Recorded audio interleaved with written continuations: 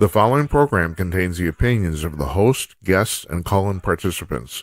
These do not necessarily represent the views of this show's distributors or sponsors. This program may contain obscene, profane, or otherwise objectionable language. Viewer discretion is advised.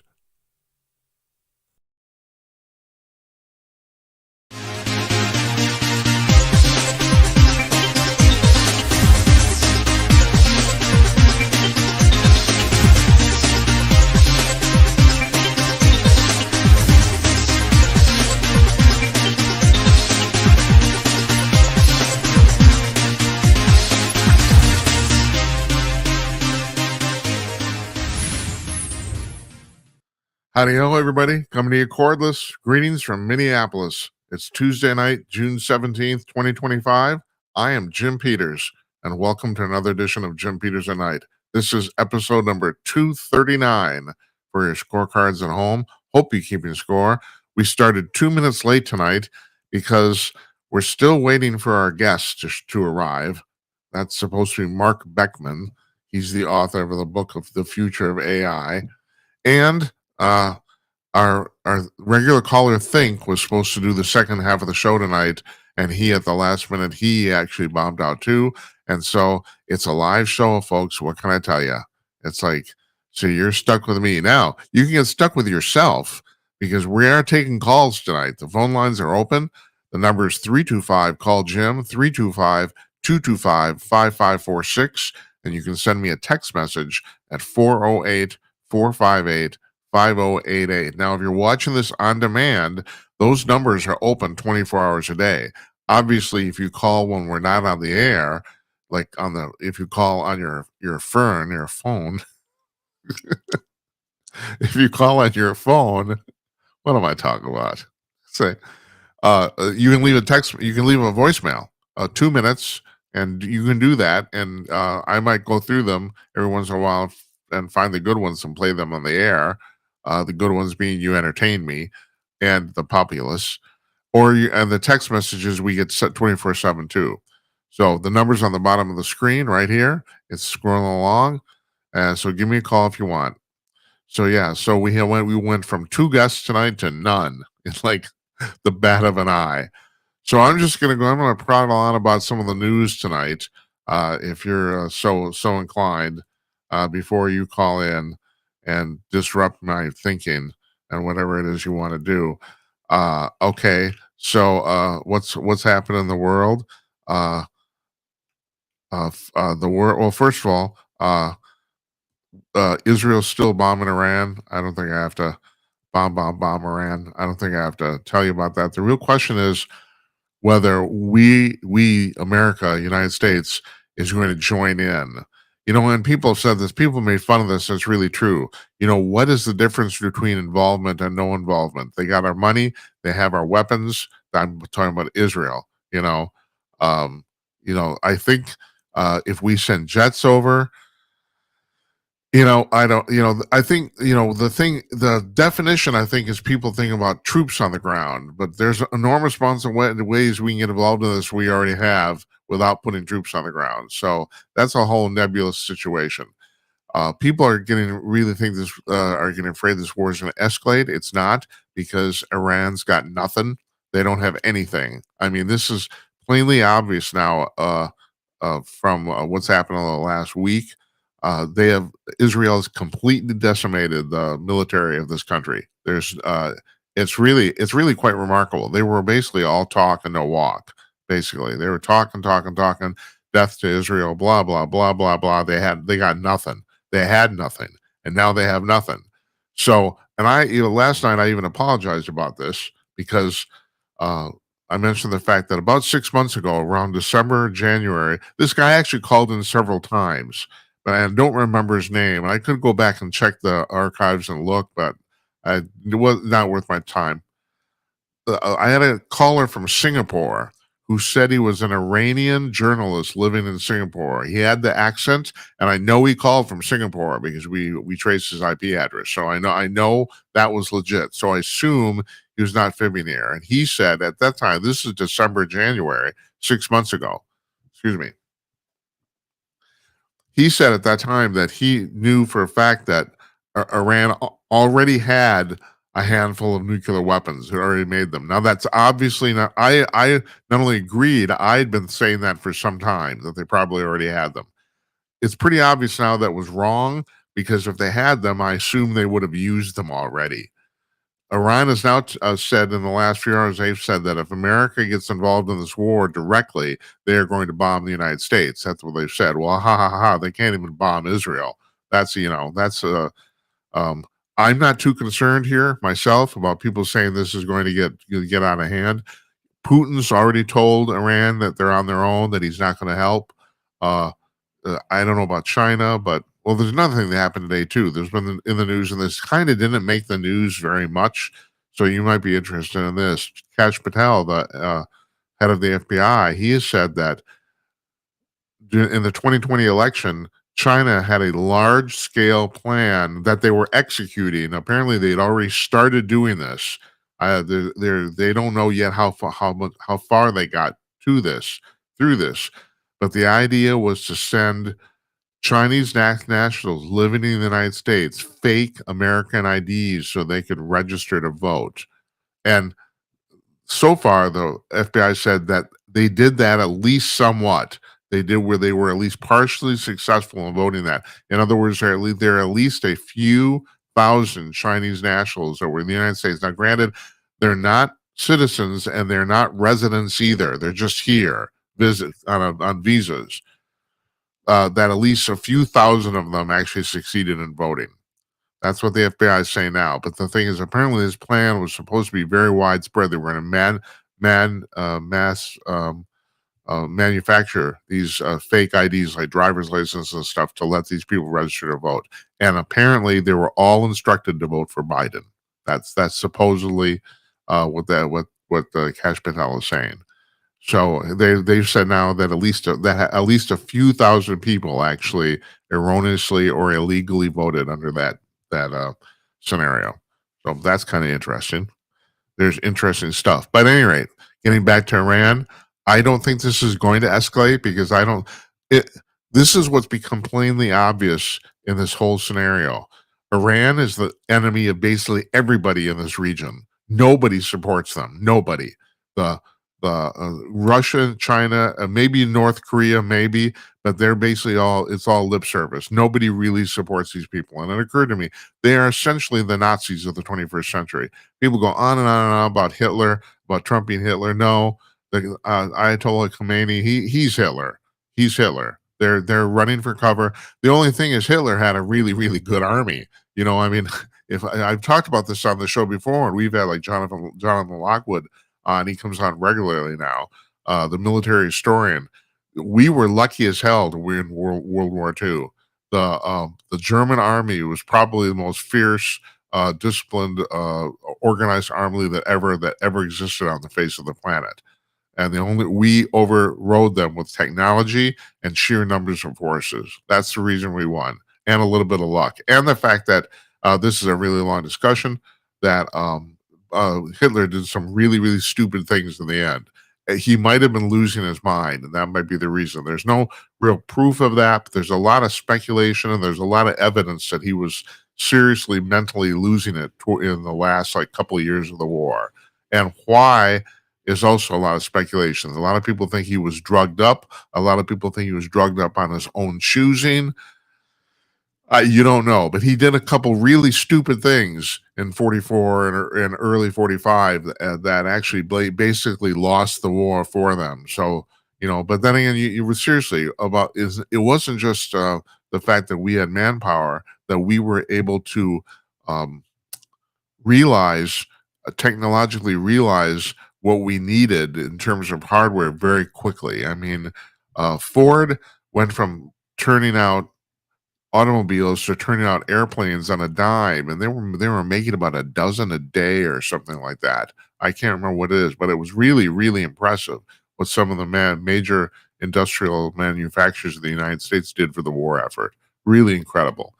And we had plenty of bombers. We had plenty, but they did. But the Germans had technology. As a matter of fact, if somehow the war had been able to go on a few more months, their technology might have taken the other upper hand.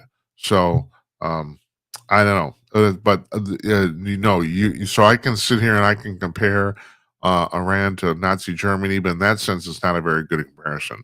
It is in the sense that nobody likes them. That's basically what's been learned by this whole thing. They have no support, and they certainly don't have the support of their populace. 80% of the people consistently polled in Iran, the citizenry is against the regime. So that's because they're jackasses. That's why. So anyway, it's going to be interesting to see what happens there. But I'm not too concerned about this turning into World War III. I'm not. I think there's a lot of other things that could happen. For example, if China invades Taiwan, that's going to be a pickle. That that's going to be then we can talk about World War III, but not now. No, no. Matter of fact, I think Trump is trying to weigh the fact of whether they should just all out assault and just like uh, put the knife in this country. And I personally think they should, because the thing is, as soon there's no exaggeration here, as soon as Iran got a nuclear weapon, or actually, was able to manufacture one, I don't even know they bothered to test it. I think they just take it over Iran and test it over Tel Aviv. I don't. That's like, I mean, it's so plainly obvious that the sole goal of this organization, that being their government, their theological government, was to rip Israel off the face of the earth. That it was, and by extension, the United States. But because the thing is, if the plan was apparently not only they're going to use the bombs themselves, they were literally going to sell them to the highest bidder. And well, okay, can't do that, So that's where that is. But God knows, I mean, there's a lot of stuff in the news, and some of it is, and that's some of it. I'm obsessed with media, partly because I'm kind of like in it in this really small scale way. Uh, for the first time ever last month, more people streamed television on their TVs and watch broadcast or cable. Now, this is just watching on your television set. This is actually television set based. This has nothing to do with watching on your computer, tablet, or your phone. Nothing to do with that. And if you add that into it, the streaming is way, way, way outpacing broadcast and cable television. But right now, was about 44% of the stuff people watched on television last month was streamed, and 42% was either broadcast or via cable TV. So for the first time ever, streaming actually outdid cable and broadcast. But like I said, if you add in, cell phone usage, it's not even a contest anymore. So there's 55 million people in the United States right now who are subscribed to cable television or the internet equivalent. It's down from 100 million as of only like 5 years ago. And this fall, this was not in the articles I was reading, but I know this and I've talked about this previously. This fall, probably around Labor Day or September, both ESPN and Fox News are going to release their what's called DTC apps. That stands for direct to consumer, which means that you can pay a fee. ESPN's already announced it's going to be $30. You can pay a fee and you can watch ESPN, all the ESPN channels, all of them. And that even includes the ACC channel and the Big Ten channel, believe it or not, because they own them. I didn't know that. You can watch all the ESPN channels like through an app on your Roku or Apple TV without having to subscribe to cable television. And simultaneously, Fox News is releasing or going to be part of an app called Fox One, where you'll be able to watch Fox News, all the two Fox Sports channels, the Fox Broadcast Network, the local Fox Broadcast channel. There's about 20 of them. What's called O&Os, owned and operated. The Fox Corporation owns about 20 local television stations, including the one here in Minneapolis. But in almost all the major cities in the United States, they own at least one television station. And you'll be able to watch all those too. They have not announced a price for that, but the point is ESPN and Fox News are by far, it's not even close. It's by far the most popular two cable channels on all of cable TV. I mean, everything else dwarfs this. Now, up they've been rivals in terms of viewers, but right now, believe it or not, Fox News is pulled ahead of ESPN in terms of number of viewers on cable television, but not by much. And I can't stress this enough. The they completely dwarf everything else. It's not even close. Like I think in terms of actual numbers, rating of channels, I think CNN comes in 23rd, I think something like that. Believe it or not, if the last I saw, the third cable channel on that list, believe it or not, was Hallmark, I think, because people are addicted to the stupid Hallmark movies. And God bless them, they know they got a thing going. It's like, milk it, there's Hallmark movie bingo. A friend of mine came up with that. It's like the I don't know, the two leads they kiss, you take a drink. But anyway, but they're not even but the Hallmark at the number three position is even close to ESPN and Fox News. So and also just in another comparison, Fox News's viewership is now, depending on whether you're talking about daytime or prime time, but it's about six times what CNN says. Six times more people at any time of the day are watching Fox News rather than CNN. And so CNN's number are now, primetime numbers are now well under 400,000 people, which in cable television viewing numbers is zero. Zero. I mean, I've said this before. In terms of cable television, anything under a million viewers is basically considered nothing. And they're not even half a million. Not even they're less than 400,000. And yet, Anderson Cooper is still getting paid $18 million a year. It's what? Huh? Now you have to understand at 400,000 or 350,000 viewers, if you live in a major city in the United States, one of your local newscasts gets more viewers than that. That's how low that is. And he's still getting paid $18 million a year. I heard, this is the most absurd thing I've heard in a long time. Supposedly Wolf Blitzer gets paid $15 million a year, and nobody even knows who the fuck he is. What? Wolf? The only reason people know Wolf is because Jimmy Kimmel dragged him on late night TV. That's it. It's like Wolf Blitzer apparently gets paid, or at least did. I mean, he might have taken a reduction in salary. Supposedly, Anderson Cooper hasn't. But the news today is that Cooper is now aligned with a big time talent agency because he kind of assumes he's going to get fired, and he probably will. He'll either get fired or asked to take a massive drop in pay. For example, Gail King on the CBS Morning Show apparently recently took a drop in pay from $10 million to $3 million a year. Now, yeah, why you pay her?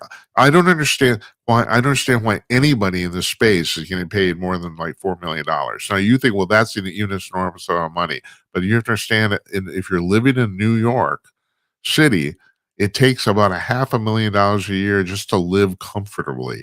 Now, you're saying, well, okay, maybe you should have lived comfortably, but these people can make it. You can make somewhat of an argument that certain people draw people to certain channels. Like Anderson Cooper is kind of the mark name at CNN, and I'm sure a certain number of people watch. And the reason I brought this up is because I don't think anybody watches CNN because Wolf Blitzer's on it. He's completely replaceable.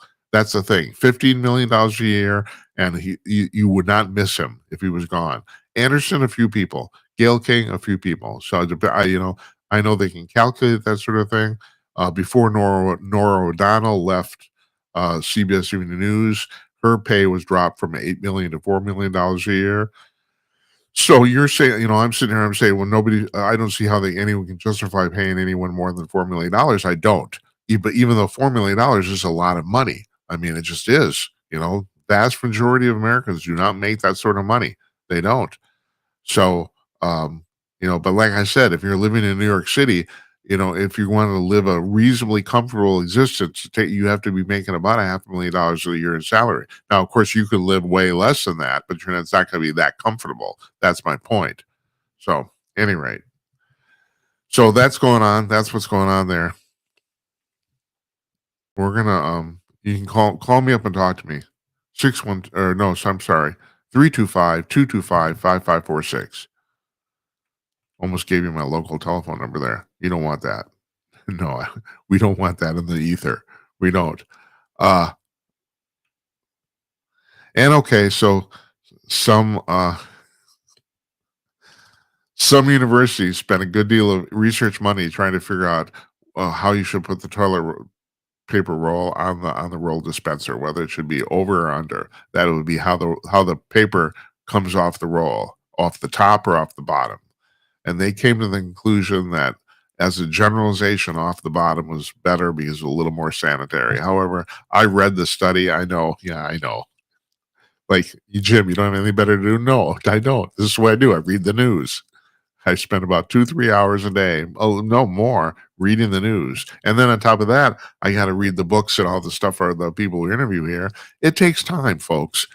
This is a time intensive operation here. So anyway, I read this study or the summary, the conclusions anyway, and it's based on assumptions and generalizations, and so I think it's bullshit. You know, I mean, they admitted that the majority of people want the paper coming off the top. They said they know that for a fact, but they said it's a little, as a general rule, it's a little more sanitary if it comes off the bottom. I understand the reasoning, but the thing is, they're making such huge generalizations about who's doing what that I don't think even matters. So there you go. That's my story. I'm sticking to it. All right. Okay. So let me tell you what we got going on here over the next a couple of weeks here. Uh, it looks like Mr. Beckman is not going to show up, and Think we're going to reschedule. Think he was going to come on talking about crop circles. Um, we're going to reschedule him. I pretty much know what day I think that's going to be, but I'm not going to announce it yet.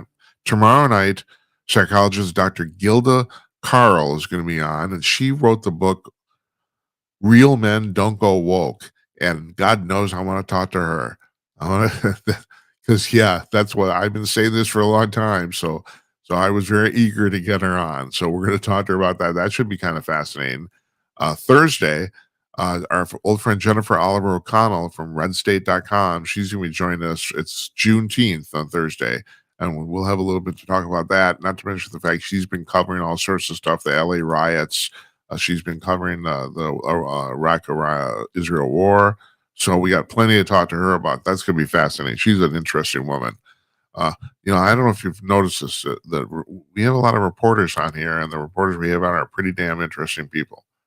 So she's one of them. And so Monday now, last night I announced this, but we have a change now too. Again, excuse me.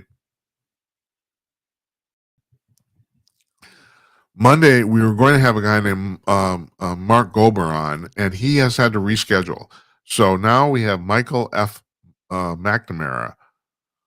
He's written a book called From Trauma to Joy. He's a former U.S. Marine, and he's talking about dealing with traumatic experiences, as he apparently did in the war, and he saw a lot of other people do too. Oh, he was in he did tour. He was in the Iraqi war, if I'm right. If I got that right.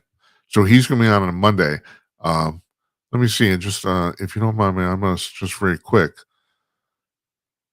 All right. Tuesday, the 24th, we have Salvador Litvak on. He's a Jewish comedian, and we're going to talk about the history and ramifications of Jewish humor, and I'm kind of a comedian audio, I don't know, comediophile, or I don't know what the word would be, but I love comedy. So, and the thing is, and it's really weird. It's hard to analyze comedy because once you start analyzing it, it's not funny anymore, which is very true.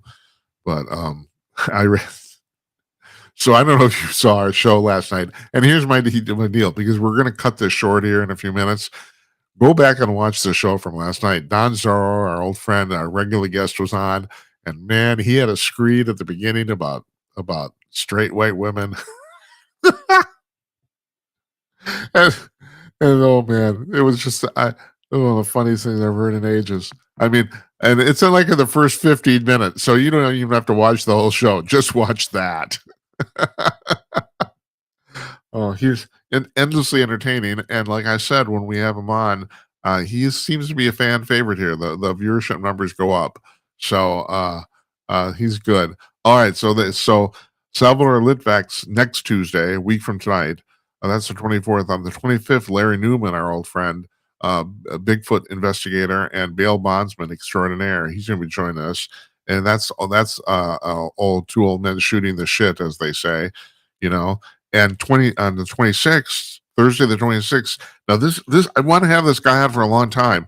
His name's L.A. Marzulli, and I don't know if that name means anything to you, but he's been involved in the paranormal community, and he's written quite a few books on paranormal phenomena for many years. I mean, he's basically been ensconced in this world his entire professional life, and so it's been really interesting to talk to him.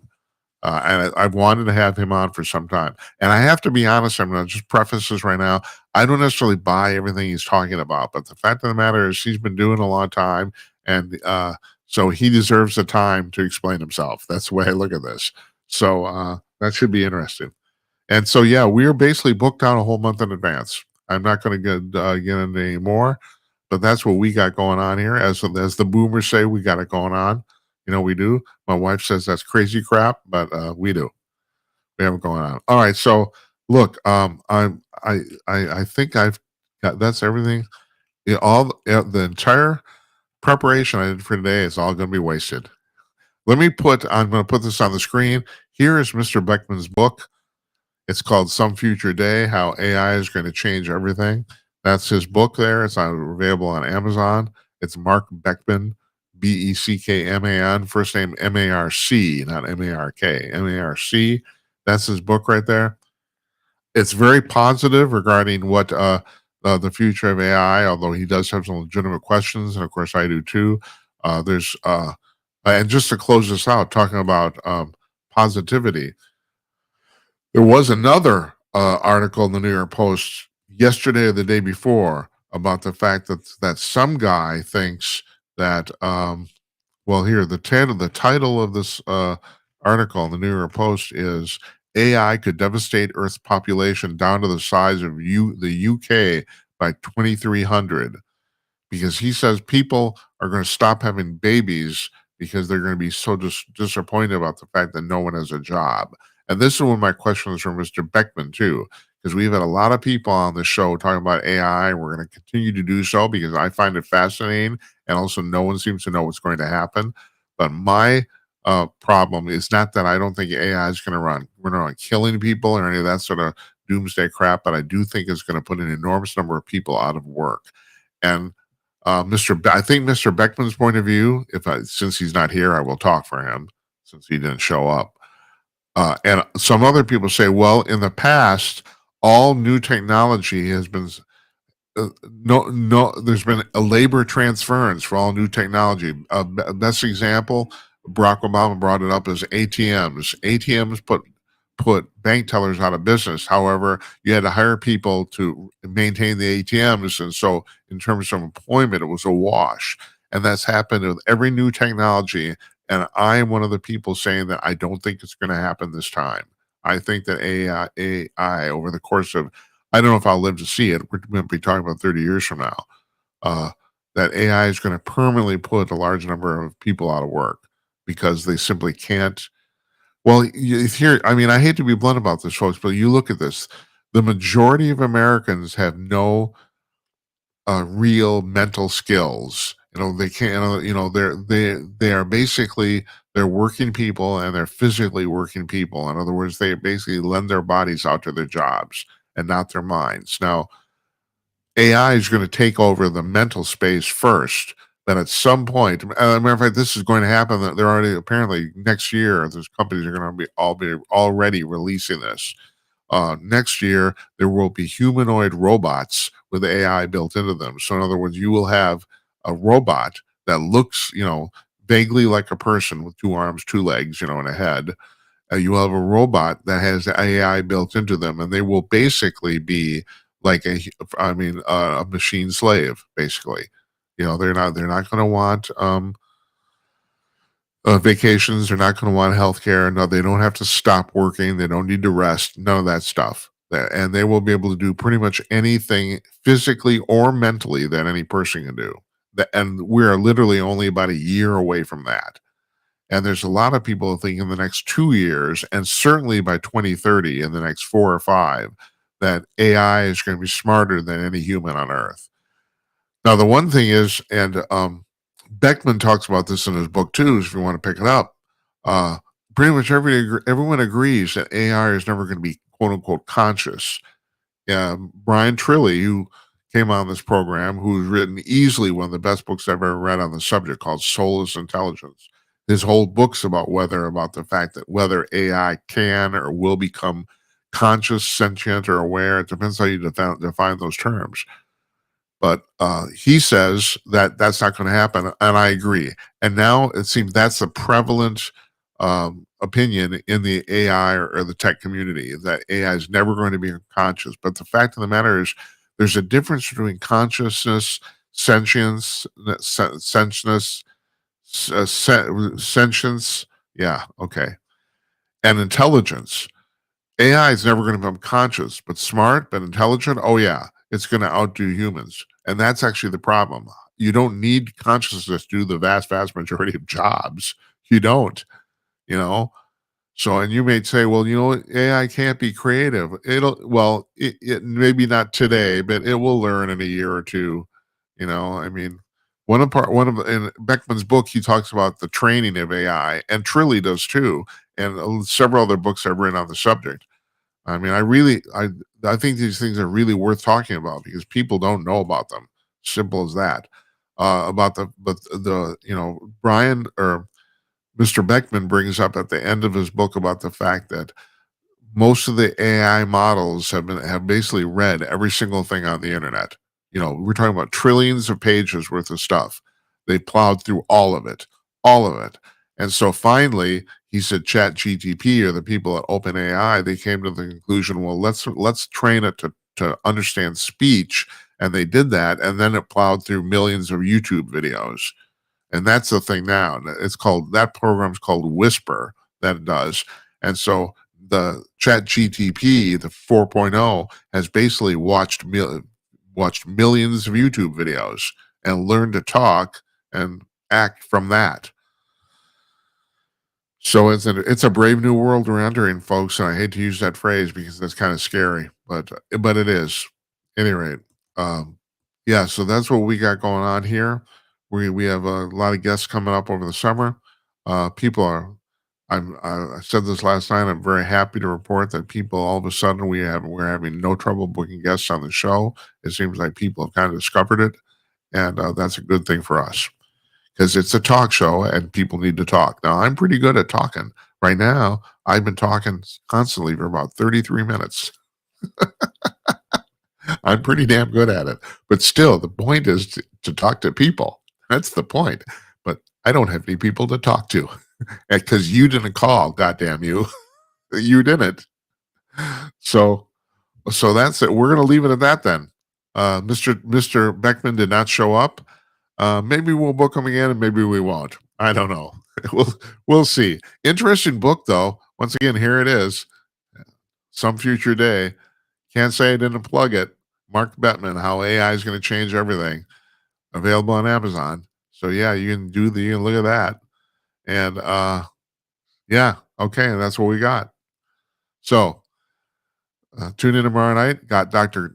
Gilda Carl. We're going to talk about why real men don't go woke, which I really want to talk about. And yeah, watch last night's show. Don Zor was pretty damn entertaining. That was pretty good. So yeah, you want to? I probably plowed through 36 minutes here. Yeah, okay, fine. All right. Good night, Uncle Donnie, wherever you are, and good night to you, wherever you may be. We'll see you tomorrow night, folks. 9 p.m. Eastern, 6 p.m. Pacific, live. See you later.